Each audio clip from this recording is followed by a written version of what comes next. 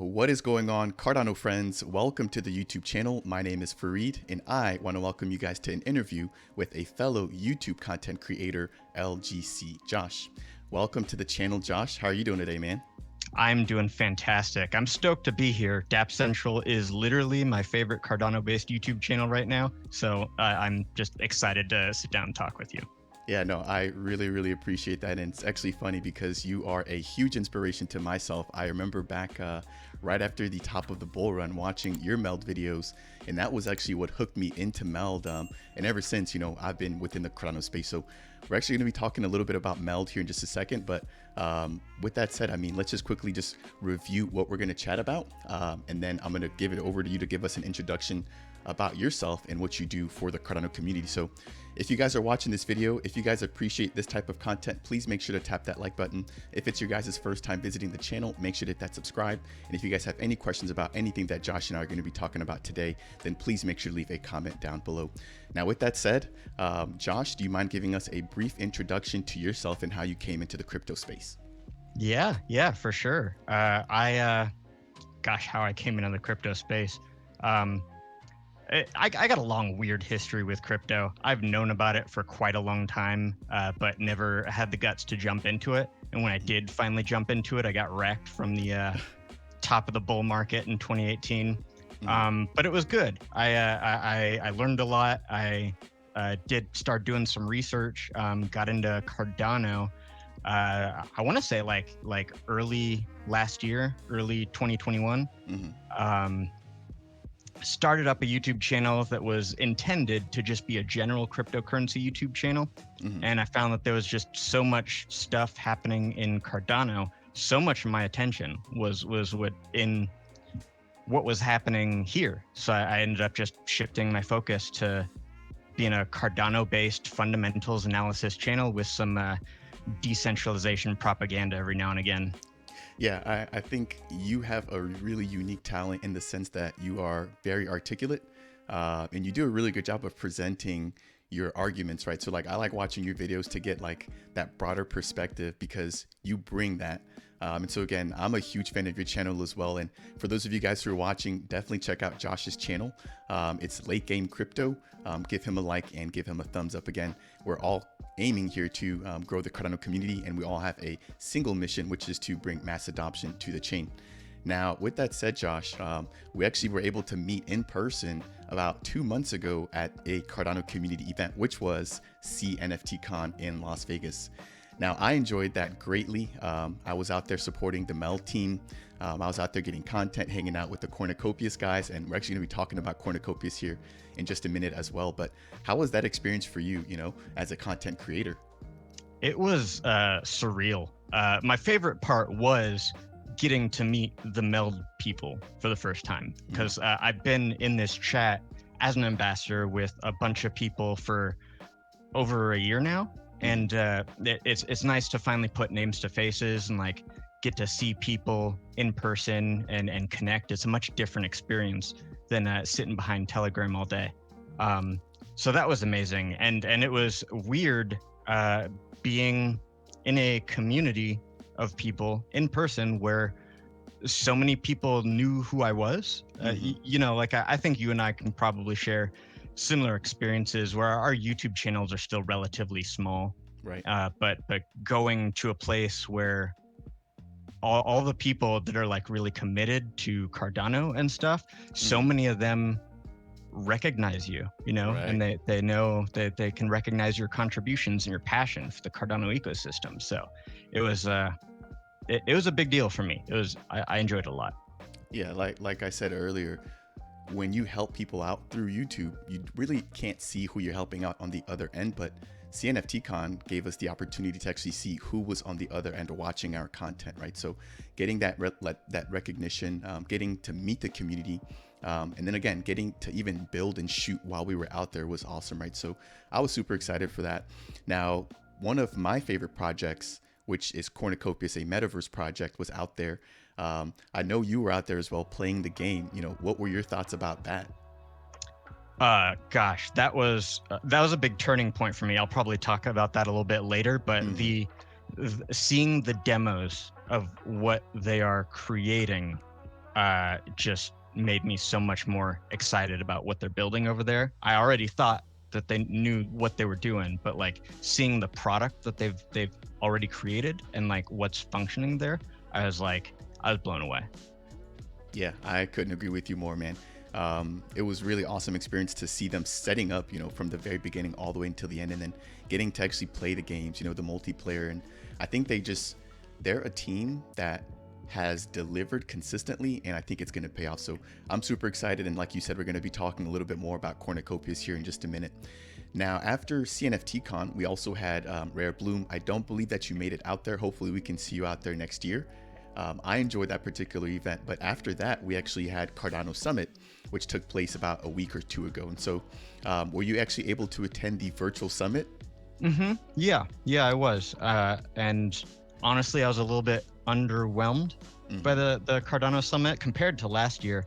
I think that the virtual environment that they had created was a lot less interactive and community driven. And just last year, there was a lot more features. There were like 7 different rooms that you could go and visit. Right. It was in real time, and you could like connect with other people's avatars. And even though they were simple avatars, it was just different. And I think the NFT thing that they did for this one versus last year was a quite a bit less exciting. So there's that, but really, I think what I was disappointed by was that there wasn't a whole lot of actual news that came out of the Cardano Summit. Last year, I created a video that was like 28 things you missed at the Cardano Summit 2022.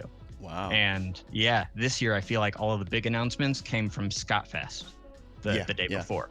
Yeah, I actually kept up quite well with ScottFest, and I know that during ScottFest we got a huge announcement about Midnight, which is going to be a data privacy sidechain coming to Cardano.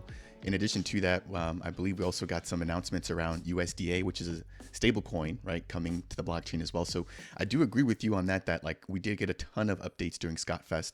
Now, one thing for me, I actually did not attend the Cardano Summit last year virtually, right? So like I had nothing to compare this year against. And so like next year, I'm looking forward to see, okay, how does that compare to the virtual one that we had this year? But I do agree with you that like it didn't seem too crazy as a virtual participant. I'm surely hoping that it was a much better and fluid experience in person. And I'm sure it probably was, right? Because you're there, you're going to enjoy the experience. So hopefully we can see some improvements come to that. But I'm just happy that, we're on a blockchain where Cardano makes it available for people who aren't able to attend in person, right? Like there were 50 different cities around the globe that had access to the summit, but if you weren't able to go there, you could attend virtually. So I really love the fact that even though it may not have been exactly what the community wanted in terms of comparison with last year, it gave everybody in the community an opportunity to attend. Like you had no excuse not to attend. All you needed to do was just get on virtually. So again, I know that there's some improvements, but I definitely want to highlight the fact that we're on a blockchain that really cares enough about us to give us the opportunity to attend and then reward us with NFTs as well, right? Were you able to also get your NFT? Yeah, I got a couple of them actually. Last year, Nice. I had created 3 accounts and gotten all 7 NFTs on each one. So this one, I kind of did the same thing, except after 2, I was like, wasn't sure if this was really going to be worth it. So yeah, I think the rarity mechanics were, I think, a little bit weird. Like 1% of them were like the gold ones, and then 99% of them are just common. So I don't know, a little less exciting. Yeah, no, I'm taking notes. I'm gonna have to get a few wallets lined up for next year. Yeah. All right, that's going to take us through Cardano events. Next, I just kind of want to pivot and talk about a DeFi project that you're an ambassador of, and myself as well. And that's actually going to be MELD, right? So if you guys are not familiar with MELD, they're going to be a DeFi platform launching on Cardano. And their goal is to simplify the process of lending and borrowing on the blockchain. Now, MELD kicked off very recently the 25 days of MELD, in which they're going to be announcing partners, integrations, and giving away the MELD token over the course of the next 25 days. So with that said, Josh, what are your thoughts about what's going on with MELD, and are you anticipating what we kind of saw with Sunday Swap, right? Like where we have the first big exchange coming online, with MELD being one of like the bigger DeFi projects. Now, I do want to be careful here because we do have AADA, which also launched on Cardano. But I also want to note that their platform is peer-to-peer lending. So I believe MELD is going to be one of the first pool-based platforms coming to Cardano.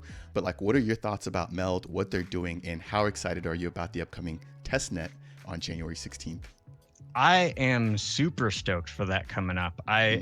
So now with MELD compared to other DeFi projects, MELD, seeing it from the inside, like you really get a feel for them wanting to make sure that they do it right.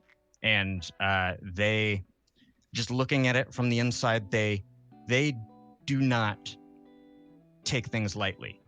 Every single thing they take seriously, from how people are talking about MELD out in the community and other communities, to the way that they're building things. They don't take subpar work.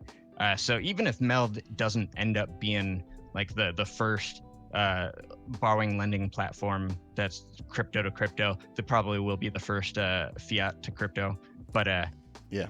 Even if they're not the first, I know that they're there to create a quality product, and I think that they check all the boxes for me as far as what I want to be seeing in a truly decentralized protocol. Yeah, I couldn't agree with you more.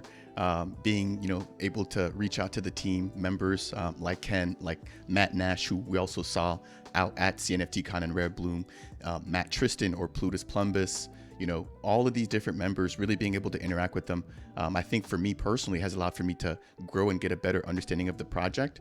But I also want to say, like, very recently we saw Ardana go down and out, right? And that really caused a lot of panic and stir within the community. And as a result of that, like, we even saw a lot of FUD coming towards the MELD project, right? People started asking questions. People, were asking about experience, about delivery. Like, what are your thoughts on that and some of the impacts that the latest events with Ardana has had on the community? I'm not too worried about it. This kind of stuff is going to happen on Cardano, and I think a lot of people are shocked by it because we're still early and we haven't yet seen a lot of those kinds of things happen. But naturally, whenever there's a big rug pull or there's a big crash or exploit that gets taken advantage of, people start to panic, and they associate that panic with anything else that's might be doing the same thing or something similar. People in the same category of Right. that project, they'll start to feel fearful about that, and I don't blame them. Right. But yeah, I mean, MELD has continued to be MELD. They continue to not take crap, and they keep working outrageously hard. They're way overworked. Yeah, and that was actually one of the key things that I noticed about them, right? Like, they're a DeFi protocol, but they attended CNFTcon. Like, that to me spoke volumes. The fact that, like, they were one of the few DeFi protocols out there. Shout out to Stephen Ward from ViFi. They were also a DeFi project out there.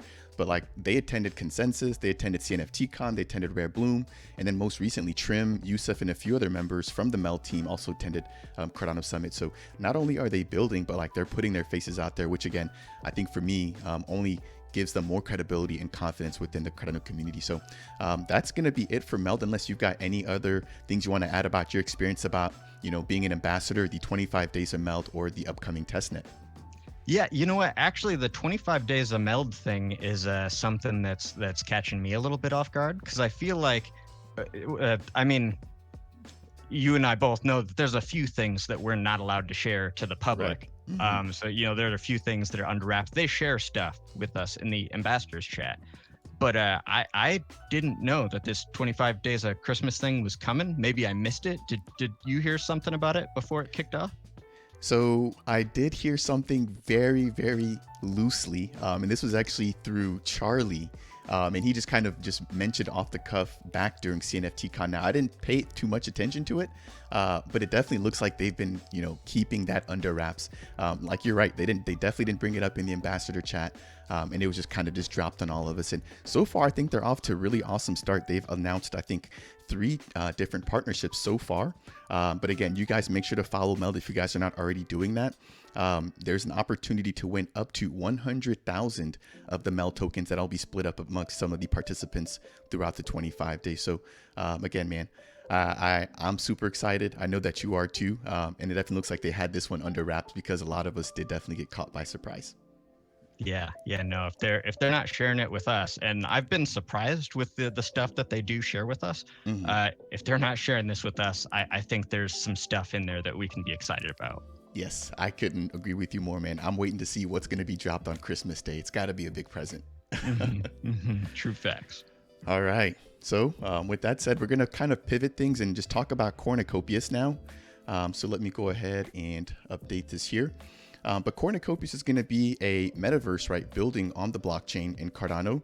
They're going to be building using Unreal Engine 5. And they actually also attended CNFTcon, which we talked about earlier, in which we were able to both play their game at their booth.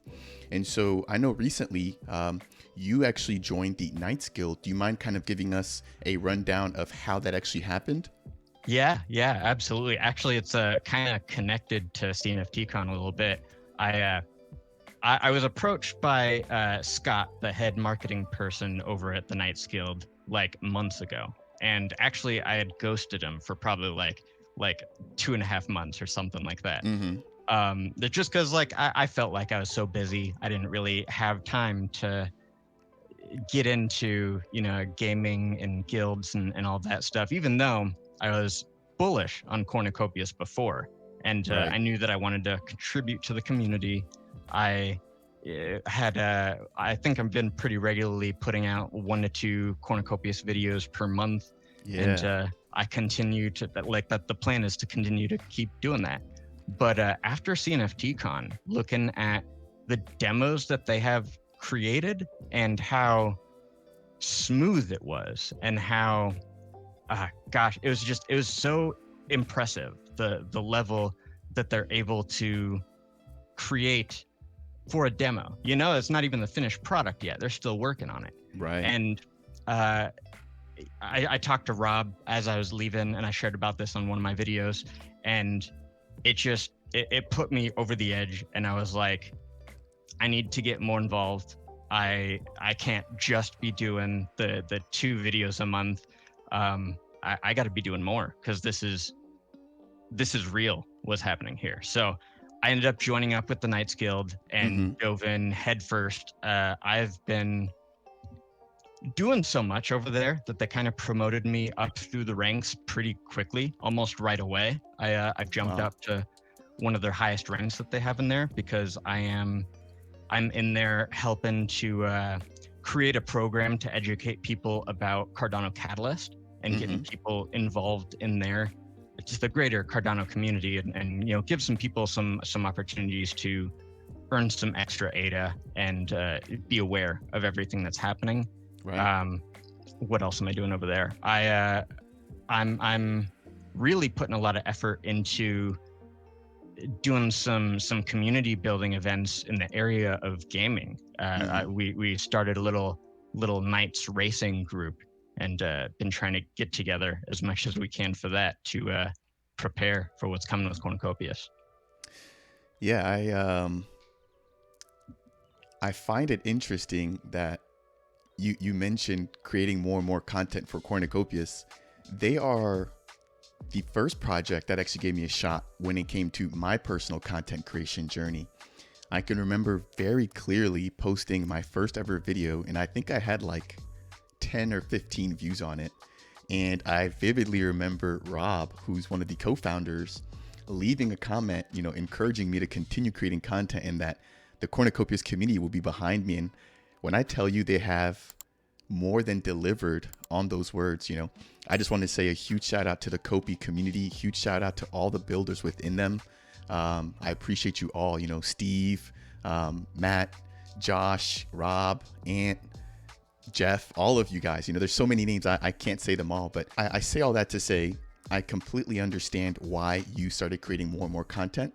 The community has been super welcoming, but I've been watching you kind of grow within the Knights Guild. So I know that you've been doing a little bit more Twitter Spaces, which is awesome. You know, getting to see you out there within the community, collaborating, and like you said, dropping knowledge specifically about Catalyst.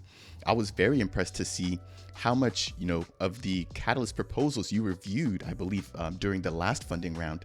And so do you kind of want to talk a little bit about that and, you know, what that experience was like for you? Because I know it's a lot of work and, you know, the rewards are great, but I don't think people really understand all of the time and effort that you put in to get those rewards. Yeah, you know, it's intimidating for a lot of people. I try to encourage people on the Catalyst content that I create to just jump in, because a lot of people think that you have to be some kind of expert in something. You got to know something about blockchain technology or developing, or that the space is supposed to be for a bunch of software engineers or something that have some kind of technical experience to bring. And that's not at all the case. Actually, quite the opposite. Cardano Catalyst encourages people that have regular experiences with different industries, different companies, nonprofit organizations, NFTs, regular Web 2 gaming, that they're really looking for open opinions and thoughts about what the Cardano community is looking at. And that's one of the things that I really try to push within this program that I'm creating in the Knights Guild is you don't have to let that barrier stop you from getting involved. It really is not as high of a technical barrier as people think that it is. And I want to encourage just as many people as possible to get plugged in, because the benefits are not just for Catalyst and the Cardano community. You get a lot out of it too by getting awareness of what's happening in the greater Cardano space. There have been a bunch of projects that I've been able to catch that I learned about months before they started launching. And yeah, it's just it's a really fun experience. You know, maybe it's for, there's a lot of research involved in it, and you got to look at the proposals and also look at the websites that they've provided. Sometimes you got to go digging for LinkedIn profiles to make sure that the team is solid. But yeah, it's a powerful experience for anybody that's like really passionate about what's happening in Cardano. I think that's all that it takes. Yeah, and I would personally love to get more familiar with that process. So I think, you know, kind of offline after this, I would love to kind of talk about how we can make that happen. Now, kind of tying things back into the Knights Guild, you know, if there's members within the community that are interested about getting this content that you're, you know, spreading, do they have to be a guild member? How does that work? Or just, you know, content that's kind of just out there for everybody to consume?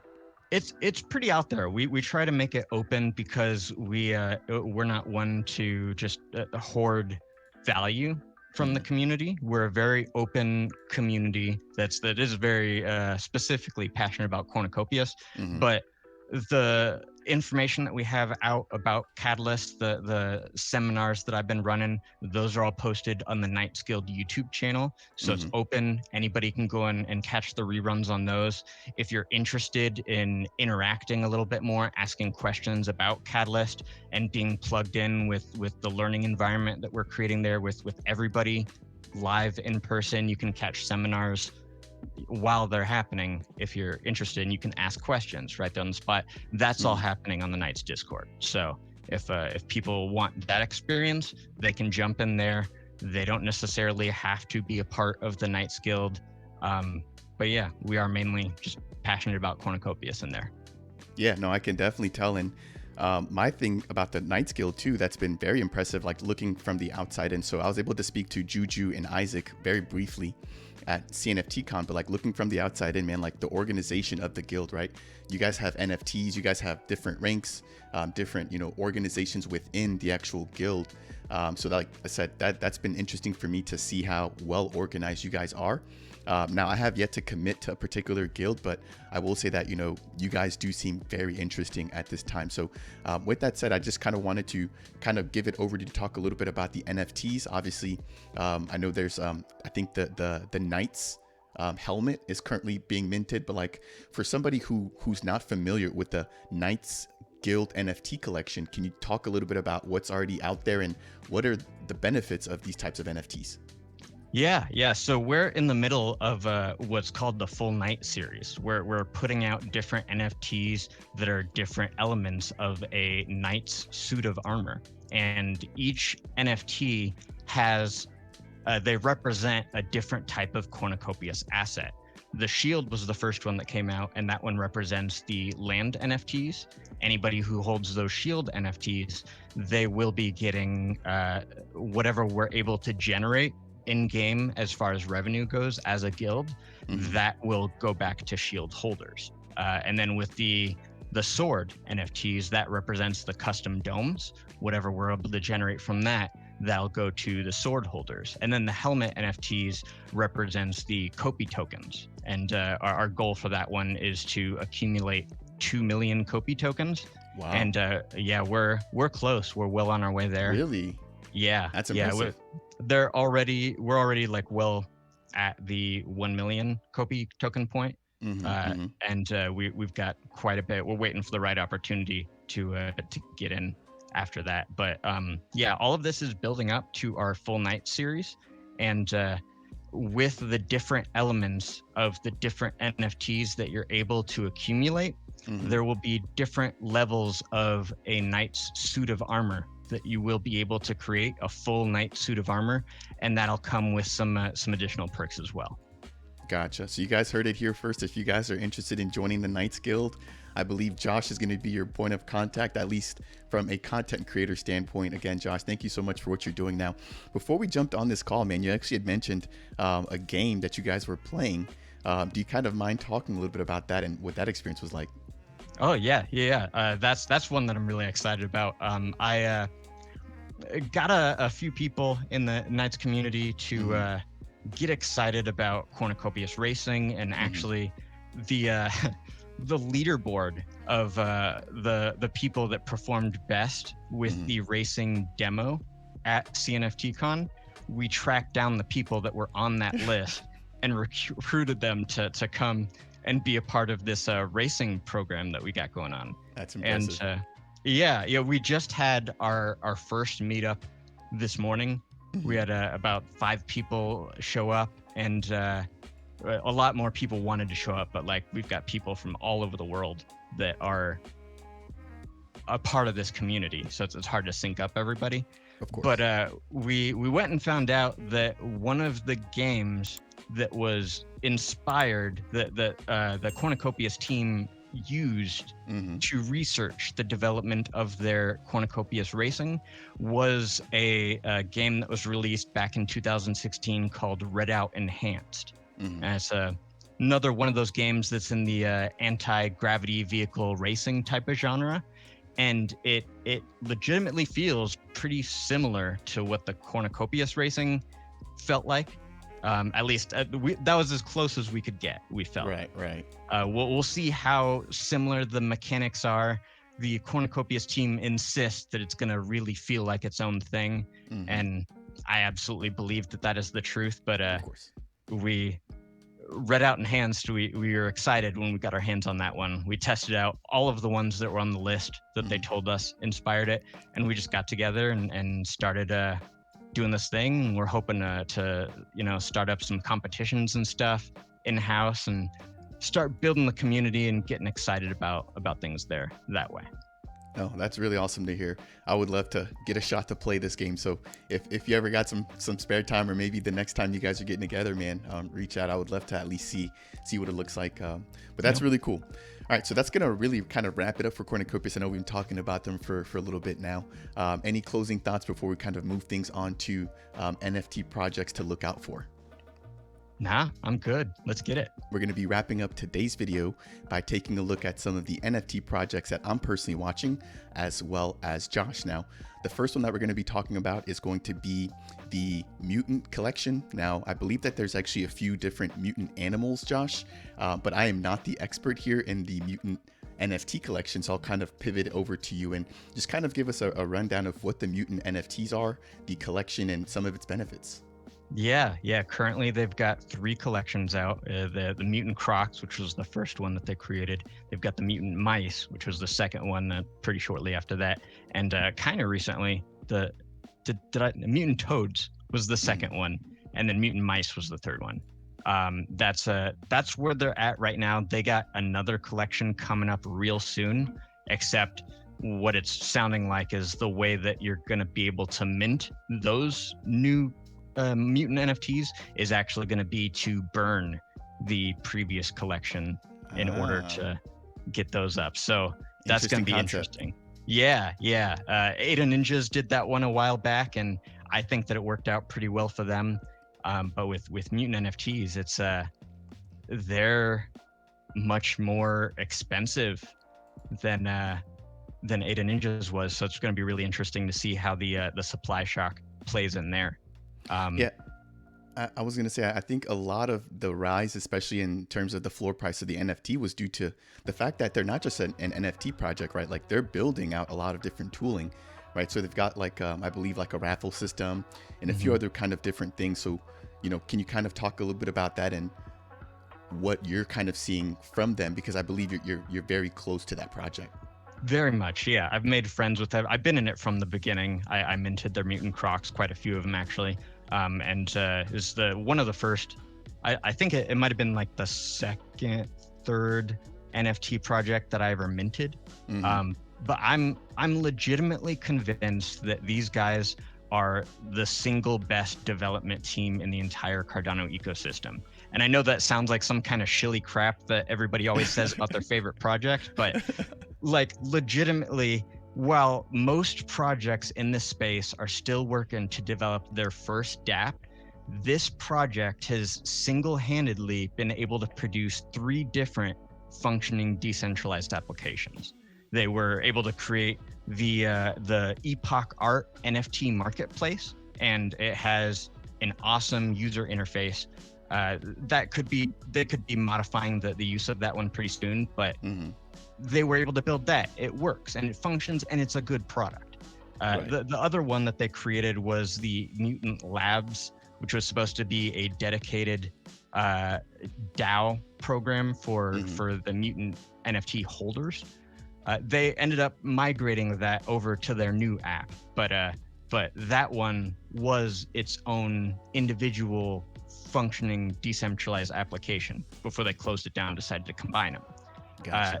The new one that they've produced is the Mutant Labs website, and that will have all of the functionality that they created previously. But now it's become a very big raffle platform where it's open to the public. Anybody can go and put up their NFTs for raffle, and soon they're going to have auctions available. And they're building so many different features. They're going to have DAO tooling they're going to be able to develop. It's basically a B2B program. Anybody that holds their Mutant NFTs, they are able to get access to the building talent behind the Mutant NFTs team. They offer staking services so that you can distribute your token. They offer raffle services so that you can have your token be a medium of exchange for raffles, and then later on auctions. They've got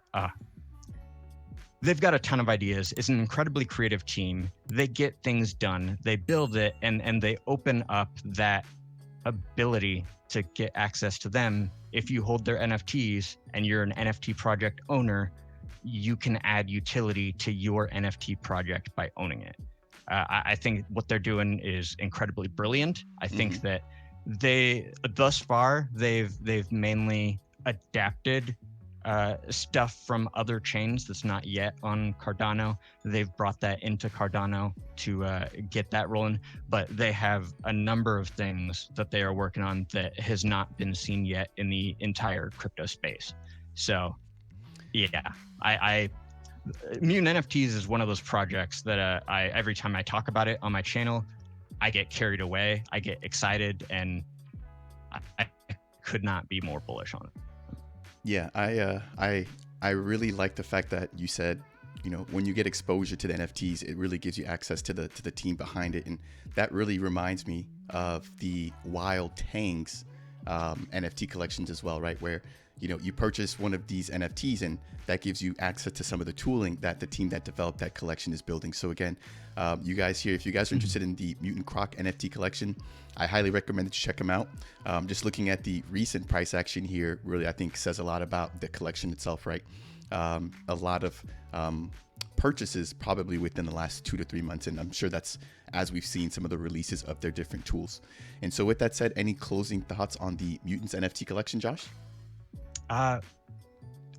I'd say that if it's something that you're interested in looking into, I'd say don't just take my word for it. Jump into the community. They've got an awesome, welcoming community that's willing to talk to people about what they have coming up and what they have going on. And yeah, it's an incredible community over there. Awesome. All right, we're gonna move over to another NFT collection here, and we actually talked a little bit about MELD earlier, but they've got the MELD Diamond Hand NFT Collection, which I kind of wanted to touch on a little bit as well. So the MELD Diamond Hands are going to be NFTs that are going to give members who hold the NFT access to additional perks and benefits on the fiat side of the MELD protocol. Now, unlike some of the other NFT collections that we have seen, I know that like this particular collection is a DeFi collection, so like each diamond hand looks exactly the same like the next one. Whereas, what we just looked at with the toads, those are all unique and they were a lot more artistic, I guess, in nature, where this was just, one single image and they all look the same. So I do think that NFTs in general are going to be heavily relied upon moving forward. But my biggest thing about like this particular NFT, especially with MELD, right? I think that a lot of people are sleeping on DeFi. So I know ViFi has NFTs that also give you perks and bonuses on their platform. But like, I feel like a lot of people are into the PFP, the Metaverse, but there's not really a lot of love for the utility or the DeFi specific one. So I kind of wanted to raise this as one of the NFT collections that I'm personally watching. Obviously, we're ambassadors of MELD, so, do take that with a grain of salt. But I just kind of wanted to highlight that there. And I'm personally looking forward to being able to use this now. Granted, the utility probably won't be available for a while, being that we've got to wait for crypto to fiat to actually launch.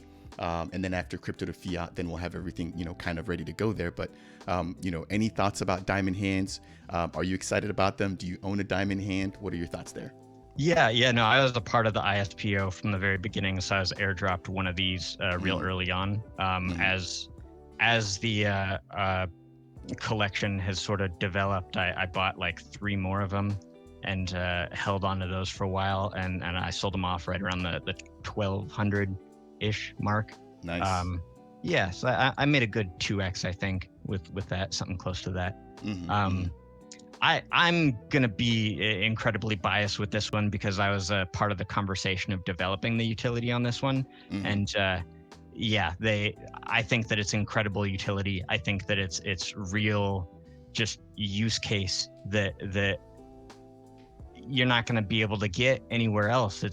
There's big discounts and stuff that come along with it, but there's also a membership that's supposed to come with it, not just the exclusive chat in the Discord, but like you're supposed to get early access to different things that MELD's working on as well. And I think that that's priceless. Yeah, no, couldn't agree with you more. So if you guys are looking to grab a diamond hand, definitely head over to jpeg.store. I personally hold one as well. I think we're all in it for the long run, and I'm really looking forward to seeing their banking side of things launch. But that's going to wrap it up, I think, for the MELD Diamond Hand. And very lastly, we're going to jump back over into jpeg.store and talk about a collection that I'm actually very familiar with as well. So that's going to be the Cornucopias NFT Collection. Now, Cornucopias has a few different NFTs, right? We saw the launch of the Bubble Jet, which was the very first NFT released by them, right? That was super awesome. I know they were given a lot of flack for how the actual mint went, right? But then they made up for it, on the next one where they actually ended up giving out the javelins for free. And so I was super excited to see that. Again, that was a real testament to the Kopi community. But I kind of want to turn this over to you, Josh. Like, in terms of NFTs, when it comes to Cornucopias, like, what's your game plan there? Like, what do you own, and what's your strategy? Because I know you've got some videos talking about how you plan on actually using these NFTs and what your plans are there. Yeah. It's funny when the bubble jets minted, I screwed up because I was looking at what was happening with some other metaverse projects over building on Ethereum, and I was watching the price action of the vehicles that they were launching over there. So I assumed it was going to be the same thing, that they would launch at a pretty high price and then it would dip down because people aren't excited about vehicles. And crap, was I wrong. People are very excited about the bubble jets, and those got up there pretty good. And I bought everything that I have on secondary. So I've got a few bubble jets, hanging on to those. I've got a couple of NFT to tree NFTs from each one of their collections. I've got a legendary from each collection, and then I've got an uncommon from each collection. Nice. I'm pretty excited about those. I've got one rare javelin just because I like the red ones, and I want to buy red's my favorite color, and I want to make sure I that couldn't tell with that background. So yeah, anything that's red coming out of Cornucopias, I'll be sure to snag one of those as much as I can. I am most bullish, I think, on the Cornucopias Zone Land NFTs. Me too. I think those are going to have the most utility, and that was one of the things that actually drew me to the Knights. Is they're very much focusing on trying to accumulate as much zone land as they can, because that's what's going to be producing things. You know, you're going to be able to work the land. You're going to be able to build it up and you know, make something out of nothing. And I don't actually own any Cornucopias custom domes yet. I do plan on picking up one. It's going to be a big purchase at some point. If you're a member of the Knights Guild and they own custom domes, then you technically own some domes as well. So yeah, that was actually one of the things that I ran into Zeke and Scruffy from CNFTcon, and they had mentioned the same thing. They had a DAO in which they're basically using funds allocated to the DAO to purchase land that they plan on reinvesting and using as a part of the guild in the game. So I think that's a really good strategy, especially with the bigger guilds, because they're able to really put their manpower to use, right? But I'm super excited. I definitely own some custom domes. I probably should scoop up a few more vehicles, but I plan on hopefully being able to rent out my dome. And then also plan on using it for like stuff like what we're doing now, right? Streaming in the metaverse, collaborating with other members, and then hopefully, you know, being able to play games and do things like that with, you know, people that not only watch the channel, but people that just want to come into blockchain, right? So I'm super excited for Cornucopias. I know that we're looking forward to hopefully seeing an MVP either late this quarter or like early next quarter. But with that said, Josh, I know we're going at about 45 or so minutes, man. So I'm going to kind of turn things back over to you for any last thoughts on Cornucopias. And then we're going to close this out, man. Yeah, sounds good. Gosh, there's so many things I could talk about Cornucopias for hours, but I have so many business ideas that could be done in the metaverse, and there's so much viability, and like, you know, it's not just about the excitement of it. Like, Cornucopias can legitimately change lives. There are ways that job opportunities can be created in the metaverse. The people in less fortunate countries are going to be able to make a living off of Cornucopias, just like, you know, what was done something like Axie Infinity. So it's like this open, decentralized world that's just accessible for everybody. It's not just about excitement in video games and AAA rated graphics. It's about liberation. And I'm so stoked for what they're building over there. Yeah, I couldn't agree with you more. I think as long as they focus on building a game that's fun to play, everything else in terms of, economic opportunities, financial freedom, all of that is going to fall in line once they build a game that people want to play. I think so much in the space, you know, you see people that build, but they're thinking about the finances or the financial aspects first. And then you end up seeing that the game flops because they put all of their time and effort on that part of the game, right? So I think, again, that the team is very well aware of that. They're not in a rush to release anything. But I actually just saw, I believe it was a brand new teaser. It was like a Kopi racing suit, which that looked pretty sick as well. I don't know. Did you get a chance to see that? I believe it was on Cheeky Crypto. It was an NFT collection that is going to be, you know, between Cheeky Crypto, who's another content creator, and the Cornucopias community. Yeah, I did catch that. There was a little bit of an image leak that happened on Kopi Cafe, which I watch every week. And I also caught that cheeky crypto video, and real interesting stuff that Cornucopias is doing. I appreciate that they're partnering with content creators, and like you were saying earlier, like it really means a lot that they share the content that we create, and it's able to get out there and provide some kind of value to the community. And it's just another one of those ways that that Cornucopias, it really shows that they know what they're doing. They know the value of their content creators. They know the value of community, and they know the value of quality gaming and infrastructure and economics. And they're just very well rounded. All right, guys, so that's going to bring us to a close for today's video. I really want to give Josh a huge shout out and a big thank you for coming onto the channel and speaking to us about his recent attendance at the Cardano community events, talking to us about MELD, Cornucopias, and some of the projects that he's going to be watching out for. And so with that said, Josh, any closing words for anybody out that's watching? No, you know what? I appreciate you having me on. I'm a huge fan, and I've been watching you build up from the very beginning, and it's a pleasure to be here. I appreciate the value that you're contributing to the Cardano community. And yeah, hit subscribe. I do want to have it on record that I predicted that by the end of this year, this channel, Dapp Central, will have more subscribers than I've got over at Late Game Crypto. And you're like 500 subs away. So yeah, I've got some work to do. you could get there. You could get there. You're doing great here. And thank you. Yeah, it's a pleasure to be a part of it. Thank you. Thank you. Thank you again. Thank you for your time, you guys. If you guys enjoyed today's content, definitely make sure to go give Josh a like, a follow, and also check him out on Twitter. Obviously, also check out all the different projects that we've talked about again. And I'll make sure to leave all of their links and everything down in the description below. And so in closing, you guys, if you guys did appreciate this type of content, or if you found it to be useful, then please make sure to tap that like button, you guys. If it's your first time stopping by, consider subscribing. And if you guys have any questions or comments, then make sure to leave those down below. With that said, you guys, we will see you in the next video.